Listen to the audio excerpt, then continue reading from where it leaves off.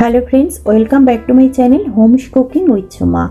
আজ আমি আপনাদের সঙ্গে গরম ভাতের সঙ্গে খাওয়ার জন্য শীতের নানা রকম সবজি এবং মাছের মাথা ও লেজা দিয়ে একটি চচ্চড়ি বা ছেঁচড়ার রেসিপি শেয়ার করব।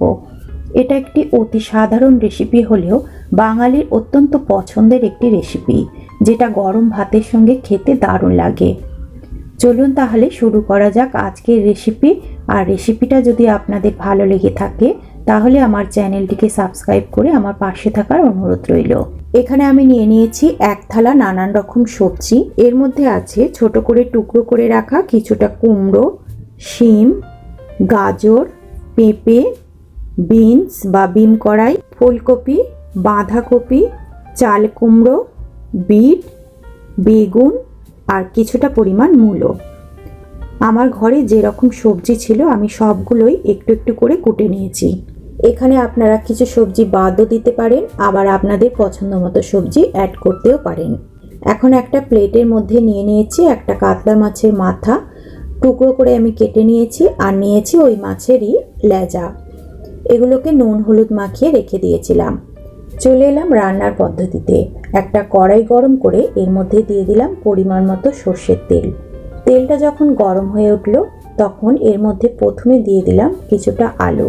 কাটা সবজির মধ্যে আমি আলু দেখাইনি, আলুটা আমি সরাসরি তেলের মধ্যে দিয়ে দিলাম। আর এর সাথে দিয়ে দিলাম মূলো, পেঁপে, ফুলকপি, বিট ইত্যাদি যে সমস্ত সবজিগুলো ভাজা হতে এবং সেদ্ধ হতে একটু বেশি সময় লাগে সেই সবজিগুলোকে আমি আলুর সঙ্গে দিয়ে দিলাম।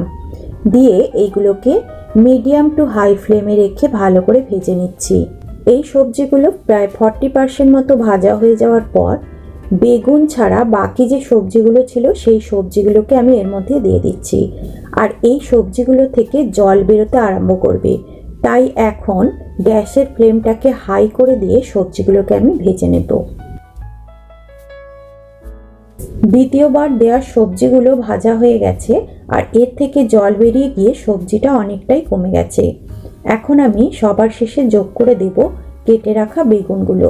আর এতক্ষণ নিশ্চয়ই আপনারা লক্ষ্য করেছেন আমি এর মধ্যে নুন দিইনি। আগে থেকে নুন দিয়ে দিলে সবজি থেকে প্রচুর পরিমাণে জল ছেড়ে দেবে, তাতে সবজিগুলো ভালো করে ভাজা যাবে না। এই পর্যায়ে আমি দিয়ে দিলাম স্বাদ অনুযায়ী নুন। নুন দিয়ে ভালো করে মিশিয়ে দিয়ে আবার মিনিট 3 মতো সবজিগুলোকে ভেজে নিতে হবে। এখন সমস্ত সবজি ভালো করে ভাজা হয়ে গেছে। এই সবজিগুলোকে একটা পাত্রের মধ্যে আমি নামিয়ে রাখবো। ওই কড়াইয়ের মধ্যেই এবারে আমি একটু বেশি পরিমাণে তেল দিয়ে দিলাম। এই তেলটা দিয়েই আমি মাছের মাথা এবং লেজাটাকে ভেজে নেব এবং সমস্ত মশলা কষে তরকারিটা করে নেব। তেল ভালো করে গরম করে নিয়ে এর মধ্যে দিয়ে দিলাম মুড়ো এবং লেজাটা। মাছের মাথা এবং লেজাটাকে আমি ভাজার সময় একটু করে ভেঙে দেব, তাই জন্য একসাথেই সমস্ত মাথা এবং লেজা ভাজার জন্য দিয়ে দিলাম, তাতে কোনো রকম অসুবিধা হবে না। তারপরে উল্টে পাল্টে ভালো করে লাল লাল করে ভেজে নিলাম এবং মুড়োগুলো যখন ভাজা হয়ে গিয়ে একটু নরম হয়ে যাবে তখন এগুলোকে মাঝখান থেকে ভেঙে দিতে হবে, তাহলে ভালো করে ভাজাও হয়ে যাবে আর তরকারিতে দিতেও সুবিধে হবে। সমস্ত মুড়ো এবং লেজা যখন ভালো করে লাল লাল করে ভাজা হয়ে যাবে তখন এইগুলোকে তেল থেকে তুলে নিতে হবে। ওই বাকি তেলের মধ্যে এখন অ্যাড করছি 2 শুকনো লঙ্কা, হাফ চামচ পরিমাণ 5 ফোড়ন এবং তেজপাতা। ফোড়নগুলোকে কয়েক সেকেন্ড ভালো করে ভেজে নিলাম। তারপর এর মধ্যে দিয়ে দিলাম একটা বড় সাইজের পেঁয়াজ কুচি। পেঁয়াজটাকে অবশ্যই লাল লাল করে ভেজে নিতে হবে। পেঁয়াজ যখন ভালো করে ভাজা হয়ে গেল তখন এর মধ্যে দিয়ে দিচ্ছি ছোট সাইজের 2 টমেটো কুচি এবং তার সাথে দিয়ে দিলাম সামান্য পরিমাণে নুন। সবজির মধ্যে নুন দেওয়া আছে তাই এখানে অল্প পরিমাণে নুন ব্যবহার করলাম। এবারে টমেটো আর পেঁয়াজটাকে ভালো করে কষে নিলাম যাতে এর মধ্যে কোনো রকম কাঁচা গন্ধ না থাকে, আর নুনটা দেওয়ার ফলে টমেটোটা তাড়াতাড়ি নরম হয়ে যাবে। এখন টমেটো ভালো করে নরম হয়ে গেছে এবং ভাজা হয়ে গেছে। এবার এর মধ্যে অ্যাড করে দিলাম আদা রসুনের পেস্টটা। এখানে 5 থেকে 6 কোয়া রসুন এবং 1 ইঞ্চি আদা ভালো করে জল দিয়ে আমি পেস্ট করে নিয়েছিলাম।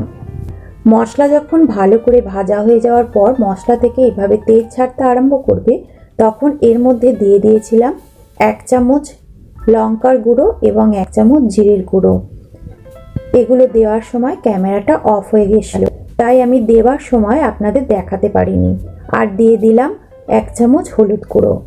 এবারে সমস্ত মশলাগুলোকে আবারও ভালো করে মিশিয়ে দিয়ে কষে নেব। আর কষার সময় সামান্য পরিমাণ জল দিয়ে দিলাম, যাতে গুঁড়ো মশলাগুলো পুড়ে না যায়।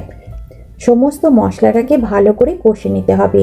এই মশলাটাকে যত ভালো করে কষা হবে তরকারির টেস্ট ততই ভালো হবে। মশলা ভালো করে কষে নেওয়ার পর এর মধ্যে অ্যাড করে দিলাম সমস্ত রকম ভাজা সবজি। এবারে সবজিটাকেও ভালো করে কষে নিলাম মশলার সঙ্গে। সবজি আর মশলা যখন ভালো করে কষা হয়ে যাবে তখন এর মধ্যে পরিমাণ মতো জল দিয়ে দিলাম। এই সবজিগুলো থেকে জল বেরোতে আরম্ভ করবে, তাই অল্প পরিমাণেই জল দিয়ে দিলাম। পরে যদি লাগে তাহলে আরও একটু গরম জল এখানে ব্যবহার করতে হবে। সবজিটাকে ভালো করে জলের সঙ্গে মিশিয়ে দিয়ে তারপর ঢাকা দিয়ে এটাকে লো টু মিডিয়াম ফ্লেমে রেখে 5 মিনিট মতো রান্না করে নিলাম। তারপর ঢাকাটা খুলে নিলাম।